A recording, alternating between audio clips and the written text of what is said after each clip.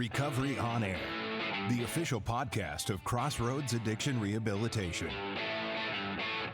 Candid discussion about addiction and recovery with the people who have lived it, along with input from experts on the journey from struggle to triumph.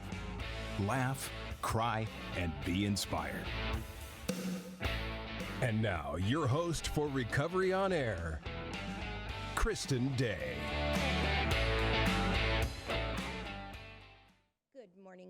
Good morning, and welcome to another episode of Recovery on Air, where we talk about the good, the bad, the miracles. Today's guest, Estil, thank you so much for coming on. I was saying off camera that I'm a little intimidated by having you on because you do your own thing, and I feel like you are the GOAT when it comes to all this. So thank you. Thank you for coming on. Thanks for having me. It's very kind of you to say. Absolutely. Happy to be here. I love you. Love Crossroads. Yes. Love your husband. Yeah, we love you too, and we appreciate you. I know that you just had our CEO, Chris Riley, on yours. I did. And that was awesome. Chris Riley. It's great. He's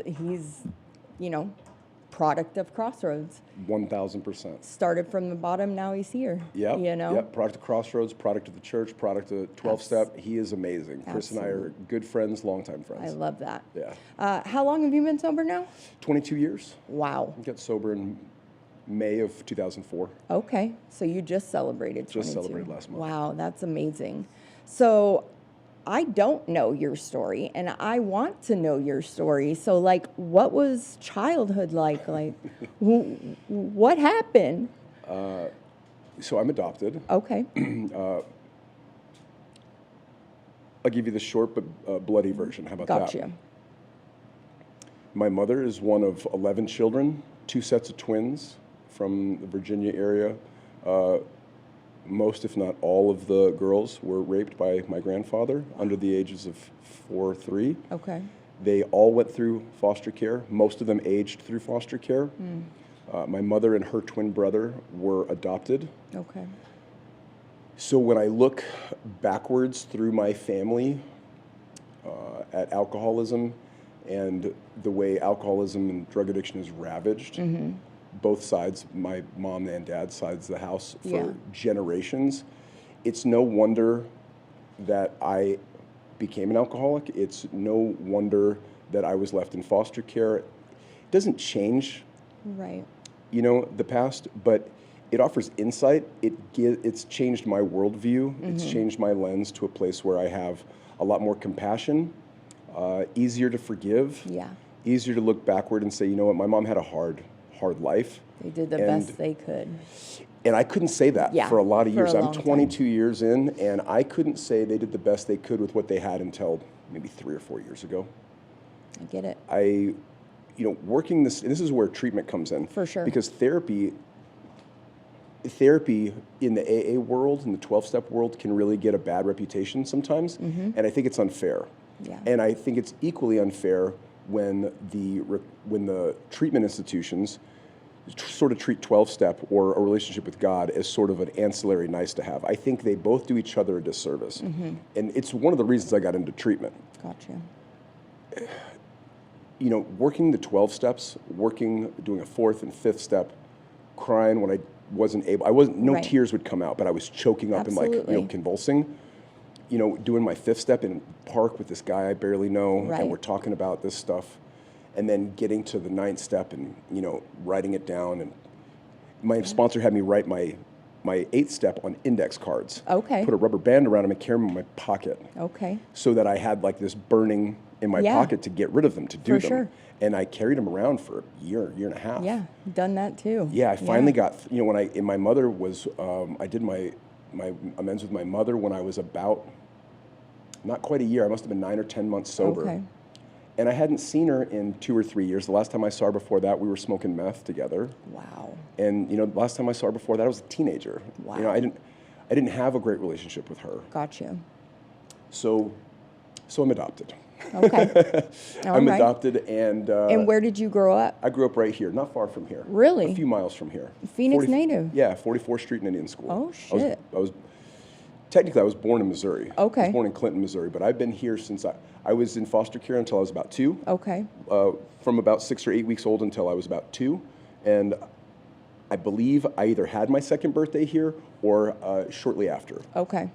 So I grew up in Phoenix. And your adopted parents, good? Like, they're decent people. Okay. Yeah, they were real decent people. They didn't abuse us. Mm-hmm. My therapist would disagree with that, but you know, they were the silent generation. Right. They didn't talk about things, and you got hit when you crossed the line. beat that ass. Yeah. Yeah, you got ass whoopings in Yeah. the house I grew up in, and that I never had any resentments about that. Yeah. Honestly, and I was a hard kid to Yeah. manage. To Me be too. fair, Me too.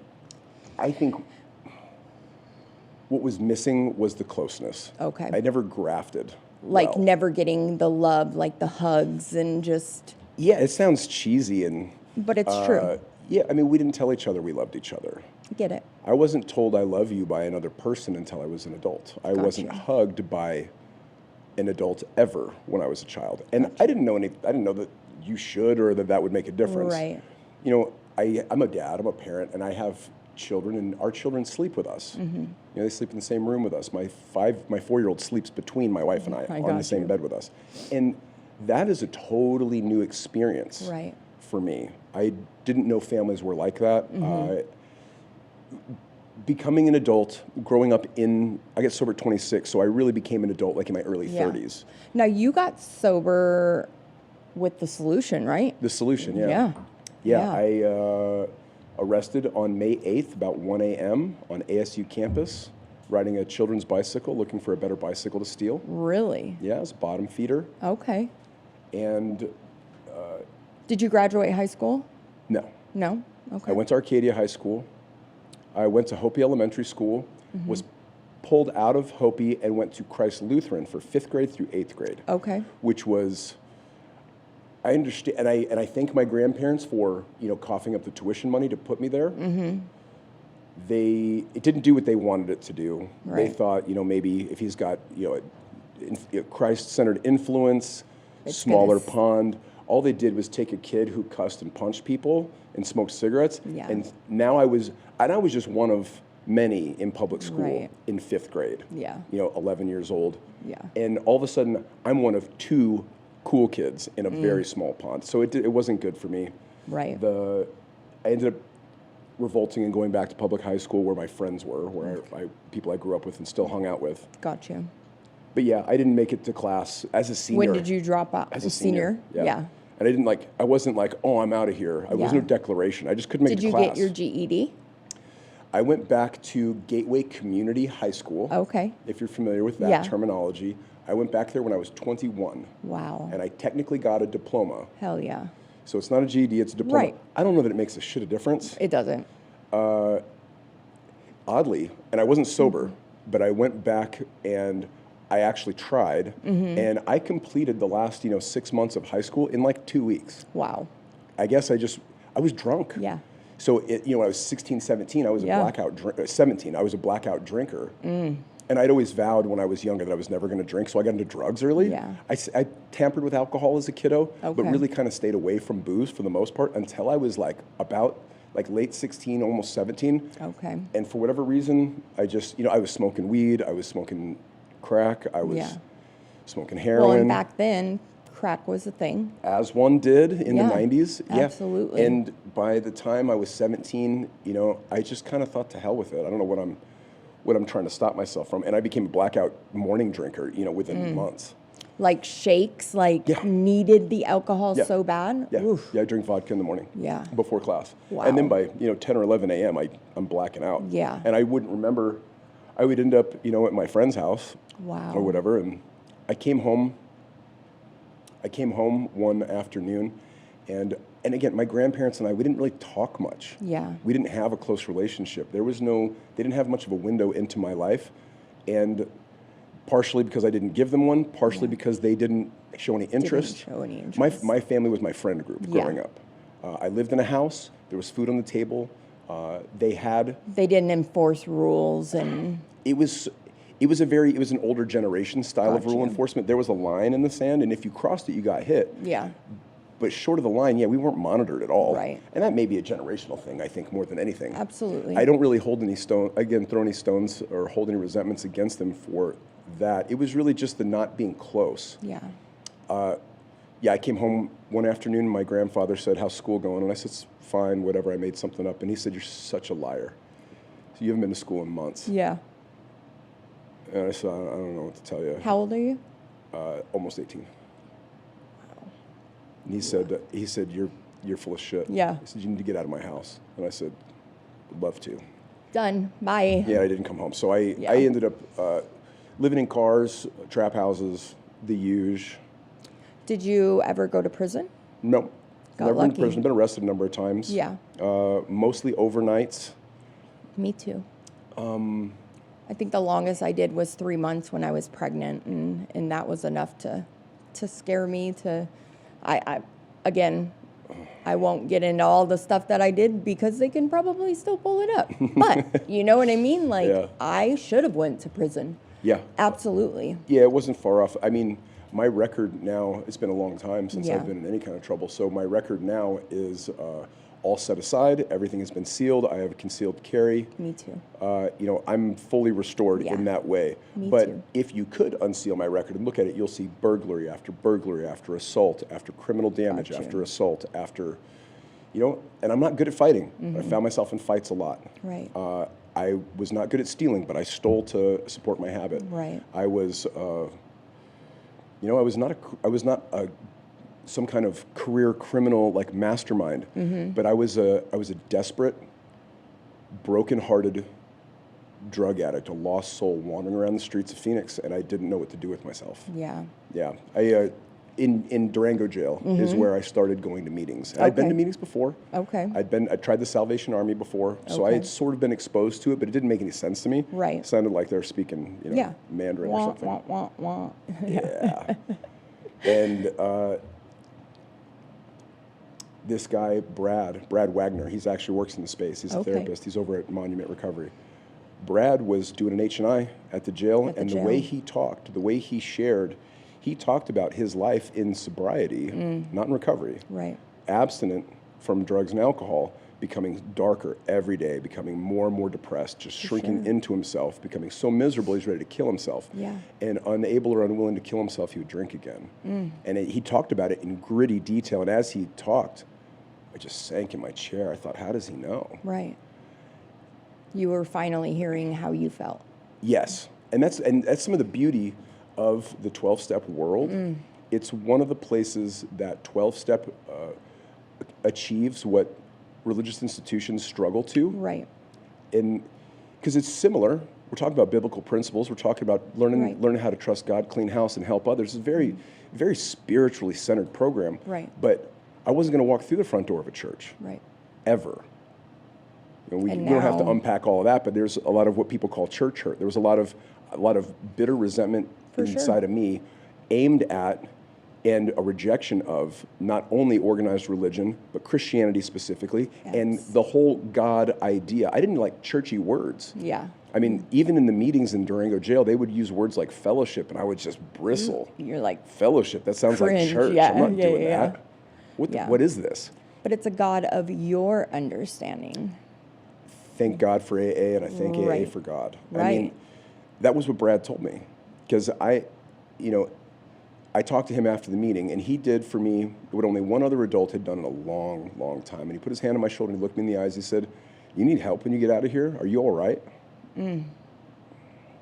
I wasn't used to kindness. Right. I was not accustomed to people genuinely, Caring. yeah. And that compassion and that empathy, like you can't buy that. No, the only other one memory, I was 19. I had been arrested for burglarizing vehicles, Okay. supporting my habit. I was 19 years old, Yeah. smoking a lot of crack in those Yeah. days. And I had a public defender. I'll say his name because he's a wonderful human being. Gosh, what is his name? Gosh, now I'm going to forget it. He was just Eugene Barnes. Okay. If anybody knows Eugene Barnes, big shout out Eugene. Yes. I don't think he practices law anymore, but he is a saint. So I was 19 years old. I was living out of my car. Okay. That barely ran, in and out of trap houses, still doing the same stuff I'd gotten arrested for. And he's reading me my thing, he's trying to help me with the best possible case he can. And he kind of stops and looks at me. Makes me want to cry, man. He stops and looks at me and he says, "Are you all right?" He says, "You know, I don't know what's going on with you, but I might be able to help you." Yeah. And of course I was like, "No, I'm fine. I'm good. I don't need that." I didn't know nobody would ask me that question again for another 7 years. You know, while I put myself in horrible situations, told myself horrible things, cut myself. Yeah. You know, for sure. Subsisted on next to nothing, wishing for death, unwilling or unable to kill myself. Stuck a gun in my mouth many times, and then you trade the gun. You're right. Because oh, I get it. You run out of money. I mean, listen, I would shoot up so much meth and so much heroin in the hotel, and I'm like, I'd wake up in the morning with the needle still in my arm. Like, why? Why am I still here? Yeah. And I know now I have a purpose. 1,000% you do. You know? And you help lots of people. Thank you. Thank you. Lots of people. And that's what God saved us for. You know what I mean? He's taken what the enemy used to try and destroy this little corner of creation, and God has weaponized it. I believe 100% that my purpose is to work with and talk to, and without, I don't want to use any of the churchy words, but it's evangelism. I am here to be a road sign to all the men who will not walk through the front door of a church. I'm here to introduce them to God, who aren't going to go. I love my pastor. Do you go to church every Sunday? I do. I became a born again Christian about 4 years ago. I was going to say that's about around. Mine was 3. Yeah. So tell me about your baptism. So I had I was 5 years sober. I was really getting into I had that. That idea of church, I would walk in there and everybody's going to look at me because I'm tattooed. I have green hair at the time, and they're totally going to judge me. Yeah. And I had been judged in the past. 14 being pregnant, 16 being pregnant. That's not okay. You got married at 16. You're divorced at 19. Those things. So I was judged, and I was like, So when I was about 5 years sober, and I was still dealing with guilt and shame of not raising my kids, but I'm raising my husband's kids as my own. And that guilt and that shame was weighing down to where I was broken inside. And nobody could tell. I masked it so well, but when I finally went to church, and it was the pastor was when he's really talking to you and he's looking at you the whole time during the sermon, and I'm like, is everybody seeing this? What the hell? Why is he talking to me? Why me? There's a whole 1,000 people right here. And and I was like, okay, God, what are you telling me? And then my bonus daughter said, I want to get baptized. And will you get baptized with me? And I was like, absolutely. And I said yes, and we got baptized together. And Ian and my pastor, Pastor Dan from Pure Heart, baptized us. And it was when I went under that water and I came back up, everything that was holding me down for those last 5 years of my sobriety was washed away, and I could finally breathe. You know how you have that 1,000,000 pounds on your chest, and you just you can't gasp enough breath for it. That's how I felt.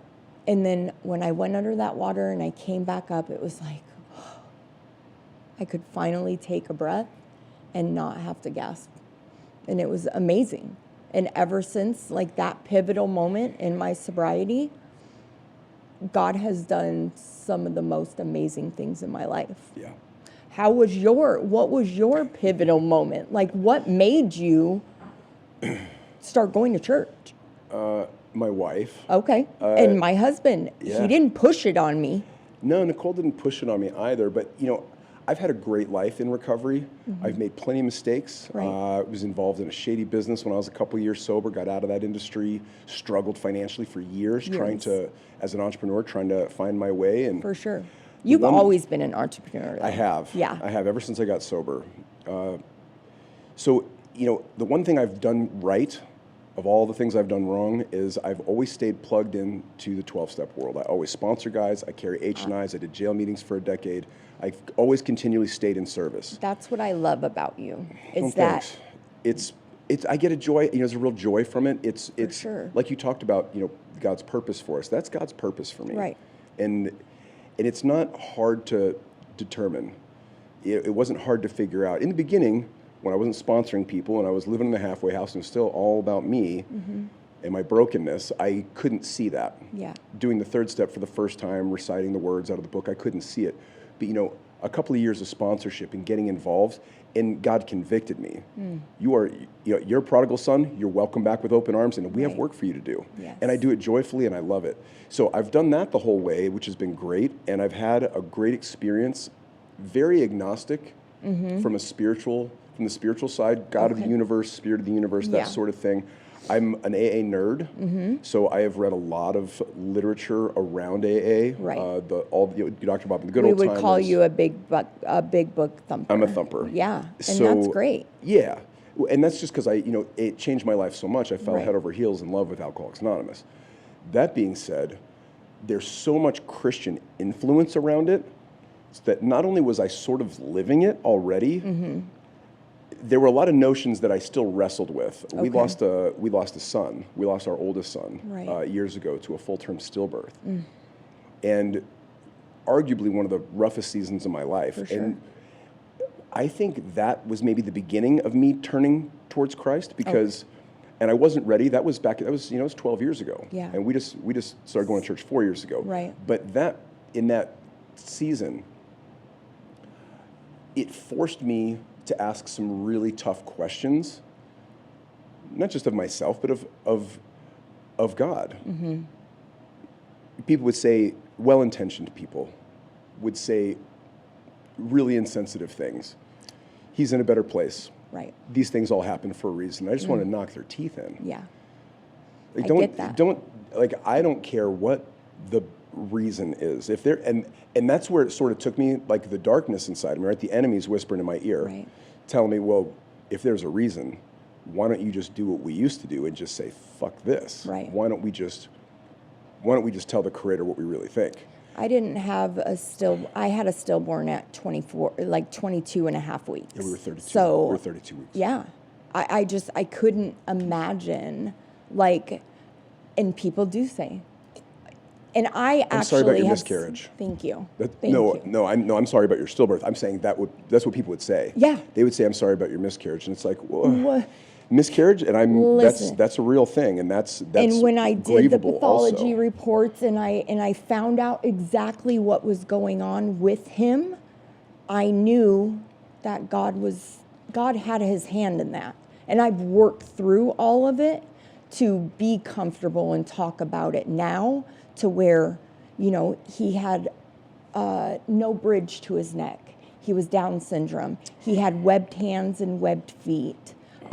He would have had to have a trach. There were so many different things that happened to him that God was like, there's no way that you don't need to take care of this. This is not. And it sucks, especially at 16 going through that. Yeah, well, and I think you're speaking to the heart of the issue when it comes to God and with our human minds and hearts unable to understand why some things play out the way they do. Right. Some of the conclusions I came to is that if God is everything, then there is sovereignty, and He has been moving behind the scenes and under the hood with circumstances and people for a long time, and I'm the last one who should question God's sovereignty. I don't know what His purpose is, and I don't need to become resentful because it doesn't fit some reasoning that I have. Right. I don't know. Yeah. And I have to be comfortable with not knowing. I don't have to, but I mean, if I want to stay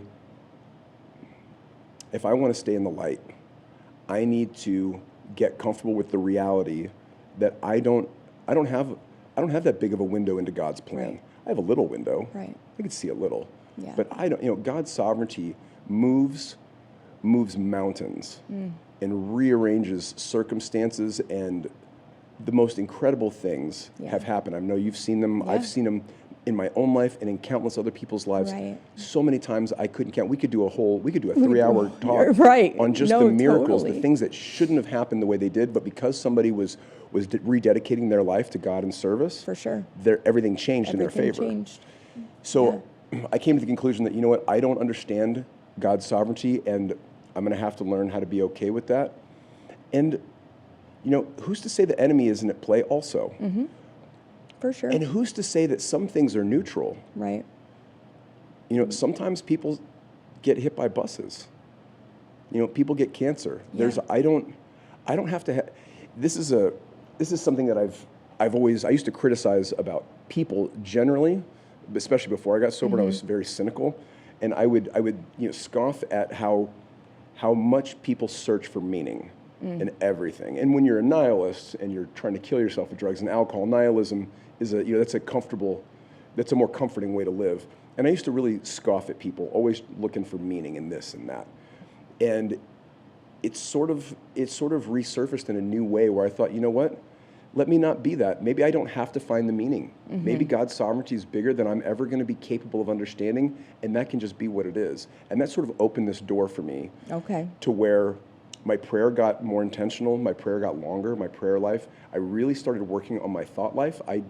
I believe that every thought is prayer, and we're either praying for distraction, or you can be intentional. Absolutely. So rather than putting any labels of good or bad, and I think plenty of people pray for unhealthy, bad things, but in my own life, I realized some of it was unhealthy. A lot of it was really just nonsense. What's my thought life? What's for lunch? She's hot. What are we doing after this? Yeah. Is my wife still mad at me? Just like a hamster wheel nonsense.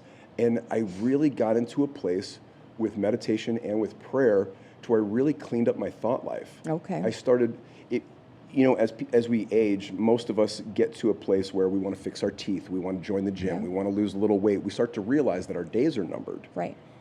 I had a similar experience, not just with my body, but with my mind. Like, I'm wasting time thinking about bullshit. Yeah. And essentially praying for bullshit that I don't care about. Yeah. And I got very intentional over the last several years leading up to this. And my wife doesn't have a fellowship. She doesn't have the 12-step She's world. a normie. She's a normie. She like, drinks a little. She doesn't drink alcoholically. We sniffed all that out before we got married. She's a healthy, beautiful, driven, beautiful, absolutely wonderful person. I mean, other than getting sober and finding God, she's the best thing that's ever happened to me. And then my kids, Yeah. But she doesn't have the same fellowship that we enjoy so Gotcha. easily. I go to meetings, I have a home group, I got retreats, I do all this stuff. And so she has drugged me with the eye roll to various churches for lots of years. And we've been to some weird ones. Got you. And she took me to this church, and this guy was ranting and raving. I liked his energy, I liked his passion. It's cool, whatever. Yeah. I'm here as a spectator. I'm not here as a, I'm just here as a moral support. Absolutely. I'm like the Al-Anon and the AA meeting. I'm not, totally. I'm just here to listen, guys. Great analogy. I love it. And it was whatever. It was great, fine. Did you feel like he was talking to you? No. No? No. We went back a second week in a row, and he went full tangent off of his notes, and I'm going to try not to cry telling you this, really centered in and name-called pastors, big ones, from mega churches in the 80s and 90s, and really, really named something that I had used as a weapon to keep God out of to keep Jesus out of the inner part of my heart. He named it. And he didn't call it church hurt, but he talked about these institutions, these religious institutions and churches and specific pastors that really collectively pushed away a large part of my generation. Fucked up a lot of people. Yeah, pushed a lot of us away, not just from church, but away from God and from spirituality. And as he must have talked for 40 minutes about this stuff. And it was like he was talking right to me. Yeah. And he just kept talking, and I was just crying in my seat. I can cry now. I couldn't for a long time. It's good to cry. It's healing. It is. It's very healing. It's very healing. And my wife bumped me. She said, "You okay?" I said, "Yeah." She said, "You want to come back here?" I said, "Yeah." "Yeah, I'll come back here." And that was your moment. That was my moment. Well, then I Googled the guy, and I have a pretty controversial pastor, and I started reading up on him, and I'm like, oh, people fucking hate this him. guy. I'm like, all right, I trust him. You're all like, right, yes, this yeah, is my kind of yeah, people. all right, I'm listening. Yeah. And then I did what a lot of people do, and I got a Bible, not because anybody was coercing me to, because I was interested. Right. And I started reading it, and I went to a men's group, and a guy said, you new Christian? I said, yeah. He said, do you have a Bible? I said, yes. He said, why don't you start with the book of Matthew? And when I got to chapter 25, verse 31 through 46 is where there's a lot of there's a lot of red letter in that book. A lot of Jesus' actual quotes, Yeshua's actual quotes. Okay. And he is specific in verse 31 through 46. He's talking about what will happen when we're all snuffed out. And he separates the sheep from the goats. Okay. He says, on my right hand, it's going to be, I'm going to welcome you all to the kingdom that's been prepared for you since the beginning of creation. Yeah. For you fed me when I was hungry. Can't even say it without crying. I love it. I was thirsty and you gave me drink. I was naked and you clothed me. I was a stranger. You welcomed me. When I was in prison, you visited me. I'm by myself. Yeah. 5:30 in the morning reading this, and I'm just weeping. God, like, this is what I do. I feel called to behave this way. Yeah. This is what Jesus told me to do. Yeah. Except I've been too prideful to say his name. For all these years. I've been the AA guy that's Right. like, this isn't a Christian program, bah, bah, bah, bah, bah, bah, bah. And, I had the same experience reading the text that a lot of people have, and I was like, have you guys seen this? This is amazing. There's a lot of nuggets in here. And Have you read the Bible now? I would not Not the say whole that thing. with any confidence. I've read much of it. I toggle back and forth. I'm in Exodus right now, and I'm reading Romans. That's So I go back amazing. and forth from the New Testament to the Old Testament. For I've read sure. much of the Old Testament. I've read quite a bit of it. Gotcha. I don't know it well enough. Right. Like some of my Christian friends, they can Right. just spout off verses. Yeah. It's not me either. I'm not there yet. I'm I am a bit of a nerd though, so I imagine I'm probably going to be You're one of going those to people get before there. too long. No, totally. You're going to be a Bible thumper too. Probably. It's already starting. I love it though. Yeah, I mean, and my wife and I decided, here, I'll tell you one more thing, because this is wild. My wife and I, we've been renting homes our whole, and as entrepreneurs, we've been broke a lot. For sure. And we've rented houses, and we've been raising our kids, and we finally were able to build a house. Okay. So we built a house up in Scottsdale, and we would go up. This is about the time that we're going to church every Okay. week, and we're each privately having our own experience with Right. with the scripture. And we're sitting up on our empty lot watching the sunset. She's having a glass of wine. I'm smoking a cigar, which is what we would do. We Yeah. go up there every day. Yeah. Even in the dead of summer, we're like, Right. this is ours. This This is is going to your be our thing, home. for sure. Our kids are going to play here, and she's so nervous. She's like, I really want to talk to you about something, and I'm scared you're going to want to divorce me if I tell you this, because I've been in prayer, in meditation, helping people, living a very Christian lifestyle, but violently anti-religious, Yeah. anti-Christian, in my words. Got you. She says, I'm afraid you're going to divorce me if I tell you this, but I can't keep it from you anymore. We're going to church, and I don't know what kind of experience you're having. She says, but I feel Jesus in my heart, and I want to get baptized. I'm becoming a Christian. And I said, I think I am too. Yes. No need for it to be Right. nervous, honey. I'm having a great experience too, and so it's been great for us and our family. Our children love going to church. My oldest likes to serve. She gets a lot out of serving at church. How old is she? 11. 11, yeah. So our 12-year-old, she serves too, and she So awesome. helps the 4 and 5-year-olds. That's so And amazing. she loves it. Yep. And then she goes to the youth church after Yep. at 11:30, and that is where she loves to be. It's amazing. It's been an amazing ride. So to sort of sum that up, I've learned so much in Alcoholics Anonymous, in Cocaine Anonymous, in our Right. 12-step fellowships, being a book thumper, good sponsorship, Right. the Knights of the Round Table. I've been a part of that group for a long time. Forever, yeah. Yeah, and I learned so much about the rubber to the road part of spirituality. I knew, Right. which is good for dudes, especially dudes that are broken and that we don't want to be told Right. what to think or what Women to believe. and men are totally Yeah, different. we need to know what to do. Yeah. Because I was so violently anti-religious, and my sponsor was like, "That's cool, don't care. I need you to be at the meeting an hour early." He thinks You're he's like, Yoda or "Shit." something. And I would show up there, and he would put me to work. I would greet, I would help, and he got me involved in. So he knew how to work with me, Right. which is what I do with my guys. I get them to work. Absolutely. So the 12-step world showed me what to do. I built the muscle memory, and I got a relationship with God. Therapy, years into sobriety, really helped me clean out some of the dark corners of my traumatic past that I didn't want to address. How many years were you sober when you started therapy? 13. Okay. No, I get it. I was 13 years 5 years sober. sober when I started therapy. So here's a fun fact. I had nightmares every time I shut my eyes Okay. from the day I got sober until I was about 13 years sober. Wow. Every time I shut my eyes, horrific nightmares.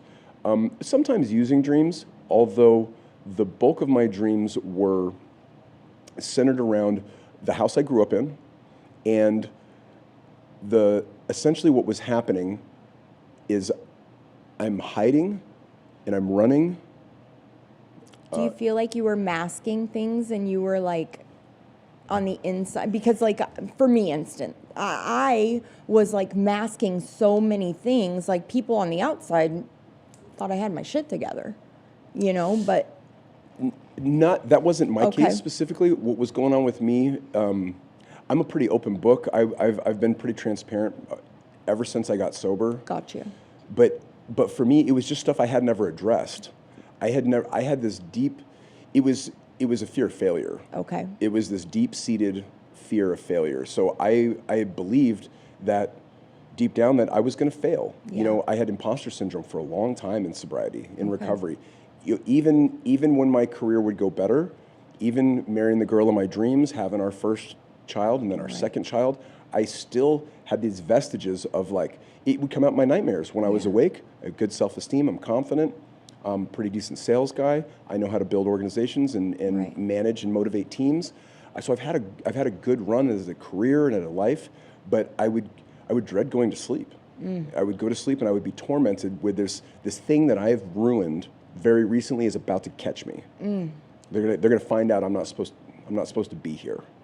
I'm a piece of shit impersonating a good person. Got you. And I met with a therapist, and she literally, this isn't rocket science. This is Yeah. basic therapy that you get in any decent Talk treatment therapy. center. Yeah. Just sitting there. Yeah. I didn't have to give me ketamine or anything. Right. They were just like, I didn't have to drink ayahuasca. She said, we got into like a little breathing exercise, get relaxed. And she said, I want you to walk me back. When is the first time you remember that feeling where something you had ruined was about to get you? I thought, only for a moment, I thought I must have been 8 years old. This is the 80s. I'm walking a bad report card, my first real bad one, all Fs. It's the last one of the school year. I'm walking my bad report card. I failed the 5th grade, so this would have been like 3rd grade. Okay. So it's already bad. Yeah. I've got multiple Fs on my report card, and there's no internet. Right. So I'm walking it home to my grandparents, who I hardly speak with Yeah. and occasionally hit me. So I know, I've got just a knot in my stomach that Right. makes me want to What's vomit gonna because I know it's happen. going to. We'll start with the least to the worst. Yeah. The least is I'm going to get hit. Yeah. I'm going to get beat around. I'm going to get knocked around a little bit. Worse than that, I'm going to have a crappy summer. I'm not going to be able to. I'm not going to Do have the freedoms to go out and anything, do the only thing I want to do, which is get away from this house. Right. And underneath that, even worse, is it sort of this undertone of like, you're not good at things. You're not good at the stuff that good people are good Right. at, normal people are good at. And you've got the, and I have alcoholic parents. I've sort of been in and out of my life. And there's a lot of alcoholism on both sides of the house, and uncles and cousins. And Right. it's my family, save for a short few individuals here and there, most of my family for generations is a mess. Got you. And there was this deep fear that I'm the same. Yeah. I'm from the same stock. This is my life. Right. I'm a fuck up. Yeah. And gosh, so simple. She said, "You seem like a pretty successful guy now." Yeah. What do you know about failure? It says failure is the path to success is paved with failure. You have to. It's about shots on goal. You got to keep trying. You got to keep pushing. You got to try when it hurts. You got to keep going. When you think it's over, you go one more time, and then when you can't go again, you still go one more time. And she's like, that sounds like good wisdom. Right. She said, now can you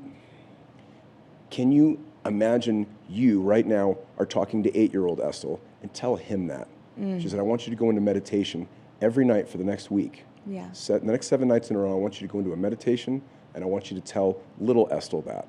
You know, those people that want to poo-poo inner child work have never done it, or they've never dealt with real trauma, or they've never dealt with a family member that has real trauma. Because I got to tell you, I did that for 2 nights in a row.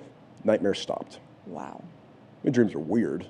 I'm a vivid dreamer, but I don't have this dream anymore that this thing that I've ruined is going to come catch me and destroy me. Wow. So I'm a big proponent of therapy. So AA taught me what to do.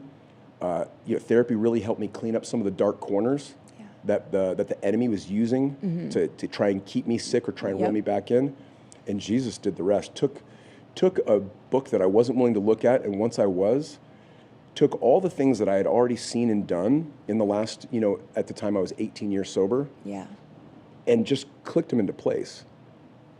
Reading Matthew for the first time, I thought, gosh, I'm doing what he's been telling us to do for 2,000 years. And we teach it in 12-step. Right. But we white label it. Yes. We white label it, which is a whole other issue. I know people that are like, I don't like AA because they have the higher power thing. And it's like, well, I disagree. First of all, I'm living proof. Right. I think it was Jesus in a hat and glasses the whole time, just calling me, right? And he knew. Yeah. He knew I wasn't going to walk through the front door of a church. God, it's hard to even talk about this stuff without tearing up. I have so much gratitude. Jesus knew I wasn't going to walk through the front door of a church. He knew I wasn't going to crack a Bible. He knew I wasn't going to say his name. He knew it. Yeah. So who did he send? He sends Brad Wagner. Right. Drug addict, Jew. Right. He's like, he'll listen to this guy. I'm gonna put the passion in Brad's heart, and he'll get through. And he did. And he put Billy Block in my life. Toothless prison hippie from the 60s. He got sober and died 8 years later. Wow. You think about God's providence, God's sovereignty. You think about the plans and designs, how the enemy almost did you know Billy Block? Mm-mm. He was, when I moved into the Solution, fresh from jail, he was the manager, and he later became the executive director of 5A. Okay. But only for a few years, because he got sober at 60 years old. Wow. And he'd been doing heroin and drinking hard liquor for a long, long time. He got sober, worked the steps, because of where he was in his role, he helped thousands of people find sobriety and recovery, find God, and then he died. He had multiple organ failure, at 68. And that's the worst. You know? And there's only so much time. Yeah. There's only so much time, and gosh, it seems to be going faster all the time. Right. Every year, every month. I look at my children are a good are a good measuring stick. For sure. Because I think once we become adults, especially once you hit like your 30s and north of that, I think between 30 and 60, we kind of look the same. We don't change all that much. Like my beard's getting gray, but other than that, I basically... More wisdom, yeah. Yeah, I'm just as bald as I was when I was 25. I love it. I'm not in any better or worse shape, arguably. I basically look kind of the same. Yeah. But in 4 years, my son has gone from being this baby to being this little dude that talks to me and says, "Daddy, do you want to go watch me do this thing?" And I'm like, "Yeah." And my 11-year-old, she was a baby like last week, and now she's 11. Yeah.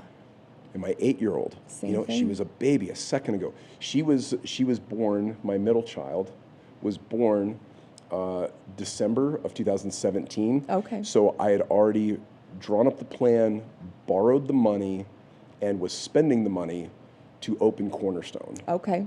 And we were working on licensing our facility. So my 8-year-old and Cornerstone are like the exact same age. Gotcha. Which is kind of interesting. And 8, almost 9 years. Yeah. Yeah. December will be 9 years. December will be 9 years. Yeah. Yeah, so we're in our 9th year. But it's been a wild, wild experience, not one I could have ever put my finger on. That's what I was going to say. Could you have ever imagined that this is what life would look like? I mean, if you took me from day 0 to year 1, no. No. If you take me from year 1, give me a look into year 5, I would have said no. A year 5 to year 10, maybe I could have guessed that. Okay. But year 10 to year 20, nope. No I mean, way. year 15 to year 22, I wouldn't have been able to guess. Yeah. I feel like I'm on mushrooms. I feel like I'm microdosing mushrooms most of the time. Really? Yeah, people want to, for all of our atheist friends that are listening, or all of our really smart academic friends that are listening that want to, argue about whether there's a God or whether there's, we're just Right. fish looking for water. So we can calm down on the argument and let's have an observation of what's real. There is an argument going on inside of the mind of every human being alive. Not some, not most, not those that go to church, all of them. Right. I don't want to guess at how old you are, but you. I'm 40. I'll be 44. Okay, so you're younger than me, 1982. but you're probably old enough to remember the old cartoons before the computer generated sure. stuff. Old like Tom and Jerry Yep. cartoons, Warner Brothers. There Absolutely. would be these scenes where the main character has an angel and a devil. devil on either shoulder, For sure. representing not necessarily something religious, representing something that is fundamental to the human experience. And that is, I have 2 voices in my head. One wants to create. One says you should ask out that girl. You should start that business. You should try and get that promotion. Yeah. You should try and move out of this neighborhood into a better one.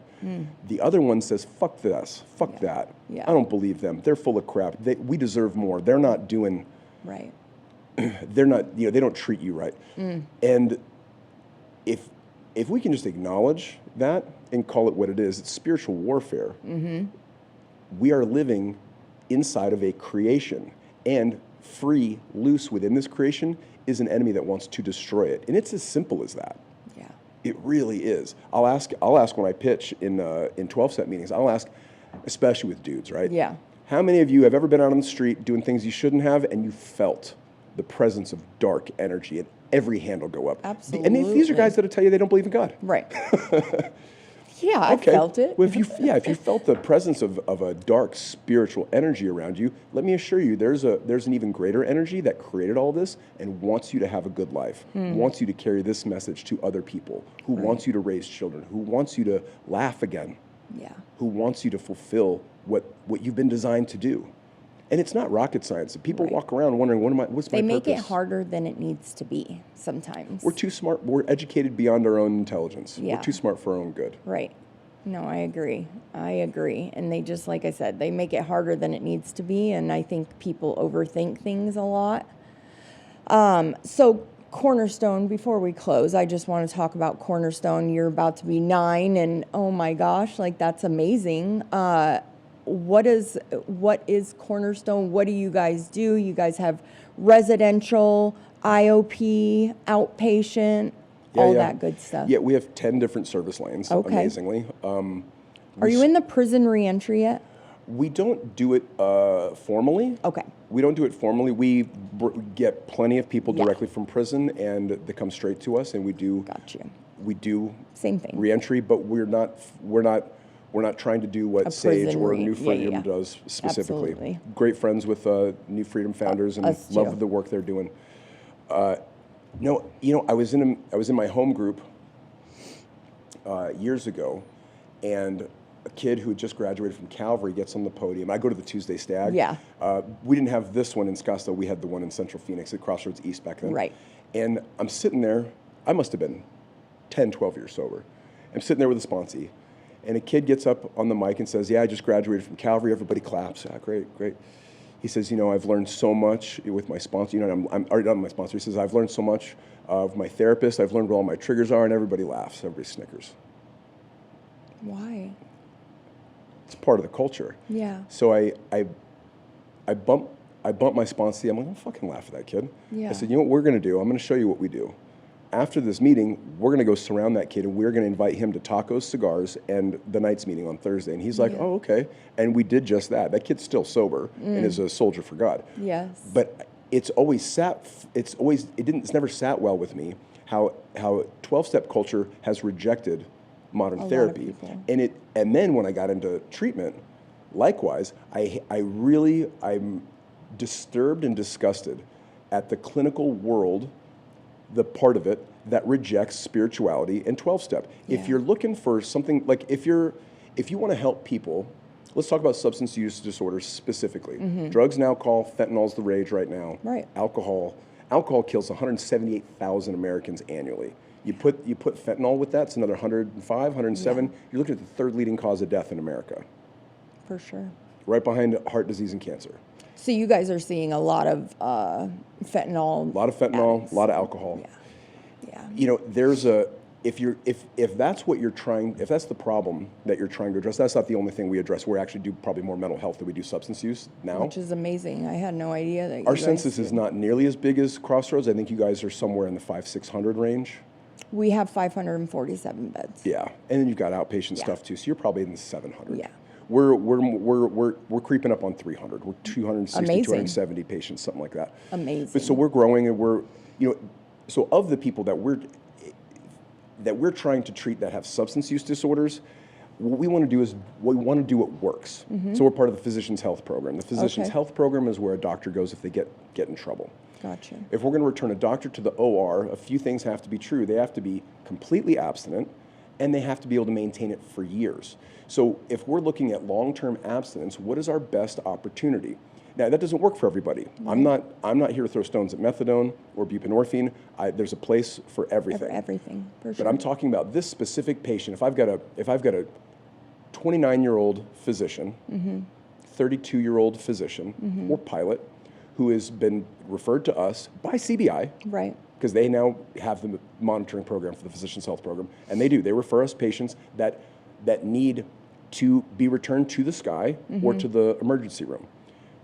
They expect us to do the absolute best we can. Gotcha. So the research is simple. You match talk therapy with 12-step, the outcomes are astonishing. So there's a study called, it's from Moose and Moose. Okay. It was aggregated in a VA study. It was released in 2020. They did a 16-year longitudinal study of over 1,000 alcoholics Okay. who went to AA. Yeah. So those that do 27 weeks worth of AA or 12-step work in their first year of sobriety, they stay sober at a 70% clip. Wow. 7 out of 10. Wow. When I got sober in the early 2000s, they used to tell us it was 6%. Right. I think people still say that. Yeah. So if you're on the internet, you can fact check that. Yeah. Go ahead and get on ChatGPT, get on Claude. Feel free to fact check me before you get all angry in the comments. AA doesn't work. You're wrong. It works about 67% of the time. Wow. If you're willing to do the work. And it's about 67%. It's not 100%. Right. It doesn't fix all things. You probably need therapy, right? That's where a beautiful combination is. So when we started Cornerstone, we really wanted to produce strong outcomes. Gotcha. Marcus Clark, if you know him, Yep. he and I and my wife, we sat down in an empty office and said, all right, if somebody dropped off a 25-year-old drinker to us right now and he was ours to do with as we please for the next 90 days, what would we do? And that was how we came up with the curriculum. Wow. Deep trauma work, family systems, EMDR, a lot of 12-step, hit the gym, in bed by 10, up at 6, learn how to Yeah. cook. Teach them how to live and have stability and yeah. It's really not black box at all. No. Our secret sauce is hidden in plain sight. Again, we make it harder than it needs to be. We don't get a lot of cash pay clients, but we do get them sometimes. Early on, maybe like our second or third year, we really needed the money. Yeah. A guy came in, was going to write a check. I think we were charging 20 grand or something. Okay. And we were going to give the guy like 90 days. Dad looks at me, so what am I getting for 20 grand? So he give me the hard. Yeah. I'm like, well, I said, it's not rocket science, sir. You can do it at home if you like. Yeah. I said, we're going to get him up at 6. He's going to prepare breakfast. He's going to prepare himself a lunch. Then we're going to go into clinical therapy. He's going to do process group. We're going to go to the gym in the afternoon. We're going to push weights. Then he's going to come home. He's going to cook dinner for himself. He's going to take a shower, clean up, do chores around the house. Then he's going to go to a 12-step meeting and work with his sponsor. He's going to come home, do a nightly review, make sure his side of the street's clean. He's going to be in bed by 10, lights out. You can do that at home. And he was like, I'll write you a check. I'll just write you a check. Yeah. Yes. It's hidden in plain sight. It's not, our For secret sure. sauce isn't all that secret, but it does take diligence, and it takes, it's a labor Discipline. of love. You know, our staff, our frontline staff are amazing. Absolutely. The overwhelming majority of them are in long-term recovery themselves. And that's a huge thing. Before we close, I'll talk about that, is like not making your work your program and your program your work. You know what I mean? Completely but separate. People love seeing us out in the community and like, oh, she works at Crossroads. Oh, I see her at a meeting. Like she still does that. Yeah. You know what I mean? And that's what I love about you, is that you have never forgot where you came from. You're still fucking doing AA. Let's go. Because that's what has saved your life. You're not going to stop that. Maybe you might cut back a little bit, not go to 7 meetings in 7 days. I don't go to 7 meetings a week anymore. I don't either. I don't either. But I have 3 guys in the book right now. Absolutely. And I have a few as well. I have 13 sponsees. I don't know how to say no. I'm really learning how. It's tough, right? It's tough. Once you're convicted, I mean, I'm telling you. It's somewhere between responsibility to that calling as well as our other callings, which is parenthood. It's stewardship with our careers. There's a lot of things. I was just watching your podcast this morning about how you reparent. And I was just like, wow. Like I was listening to it on the way and I'm just like, man, reparent, like training your brain. You know what I mean? So who's going to do it, right? Right. It's just us we're responsible for now. Yeah. Well, I just want to, again, thank you so much for coming on. I know you've been on before, but I didn't get to interview you. So. No, it was Greg. It was a few years ago. And I think it was audio only. I don't think we had video. So this is a lot of fun. So now we're visual and it's just absolutely amazing. Well, thanks for taking time with me. Yes. And if you are struggling and you need help, you can always reach out to thecrossroadsinc.org, or you can come down to our corporate office, 2002 East Osborne Road. We are open Monday through Saturday. Asked you to be there at 7 a.m. All access plans, no access, no insurance whatsoever. You can still come. We will scholarship you, and we also take all commercial insurance now. So if you're struggling, reach out. And with that, I'm going to pass. Bye. Thanks for listening to Recovery on Air, the official podcast of Crossroads Addiction Rehabilitation, with your host, Kristen Day. Join us next time as we continue our candid discussions about addiction and recovery.